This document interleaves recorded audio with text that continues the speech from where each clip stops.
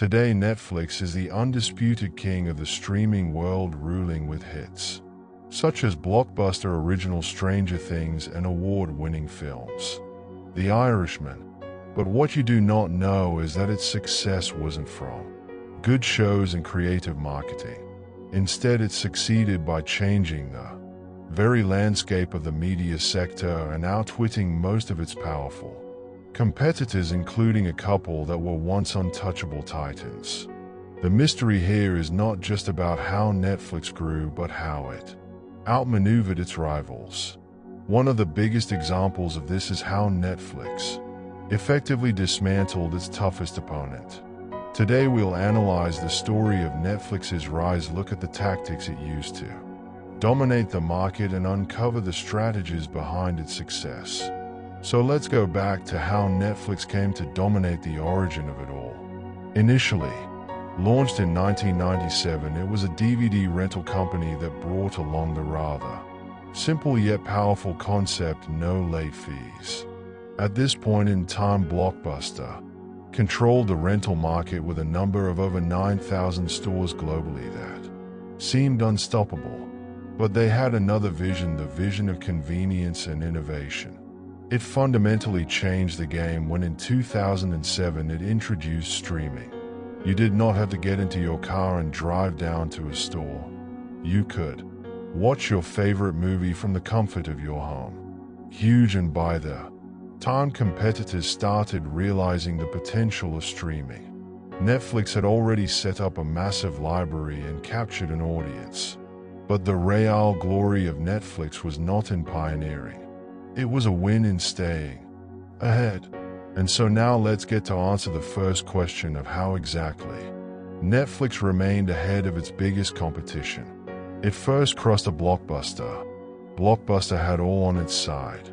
It had an existing brand, abundant resources, and had loyal customers. It thoroughly undervalued Netflix at some stages when in 2000 came to block a merger proposal so that could block them. Blockbusters couldn't avoid taking them on a lighter side, as that didn't perceive a threat of them.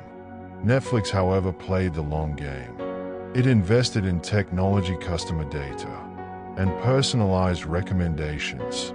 In 2004, Blockbuster launched its streaming service, but it was too little too late.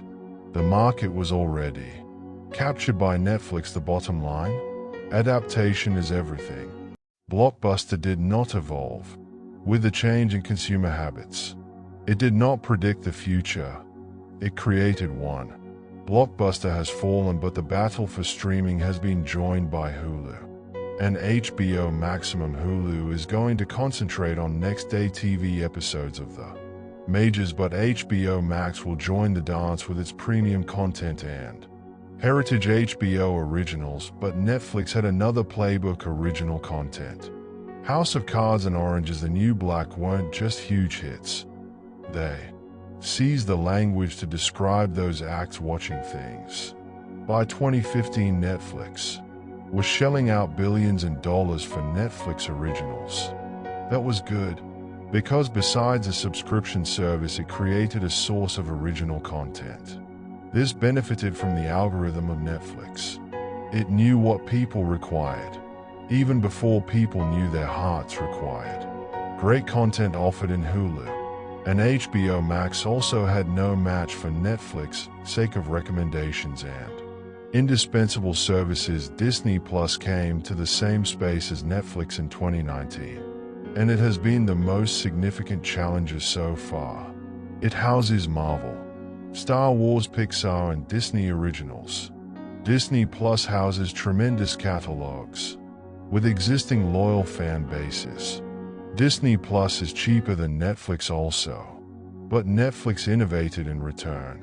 It took bolder international markets and worked Money Heist from Spain and Sacred Games from India, among many others. That it went niches within niches, niche genres that service multitudes of niches. Disney Plus took massive market share, but the Netflix global reach and flexibility allowed it to retain its top spot. That's the entire idea: diversification.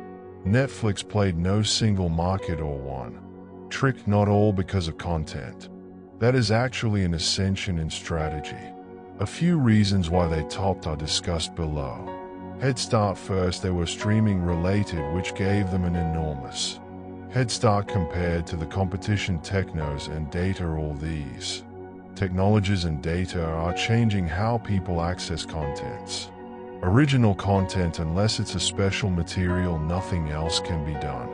Without Netflix global reach, they targeted international markets where local competitors were far behind. Flexibility from DVDs to streaming, and even originals development of consumer needs formed its evolution.